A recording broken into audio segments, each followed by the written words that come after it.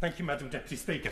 As MPs are asked to take fundamentally political decisions, balancing the certainty of harm done to people's livelihoods and well-being that's caused by restrictions, with the imminent risk to people's lives and to the ability of our health services to cope if the pandemic were to spiral out of control.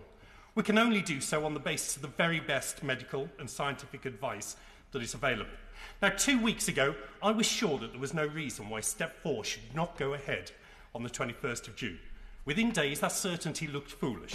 The advice now is clear that pressing ahead on Monday would lead to massive increases in admissions that would leave our hospitals with more COVID patients than in the worst points of last year.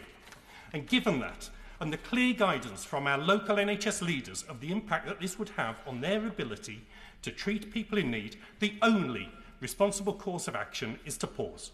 However, that does not mean that we should not question and test that advice. Unlike some, I do not believe that the advice is being manipulated to secure a specific outcome. This is not another 45-minute dossier. But some of the modelling does look strange. Some of the assumptions could be questionable.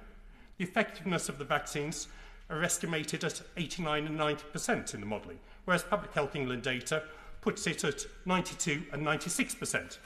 Now, the difference between 89% and 96% might not sound huge, but if you flip it around, then the difference in ineffectiveness rate between 4% and 11% is enormous and clearly would have significant policy implications.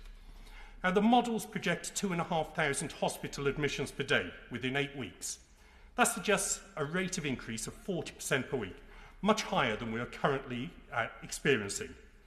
Now, if that increase was actually 30%, then the admissions would be close to 1,400 per day. And if the current rate of 22% that we've seen in the last week was to continue, then it would reach just 800 after 8 weeks. And surely those differences would lead to different policy choices. And that is why this 2-week breakpoint is important, and why it's vital that ministers take it seriously.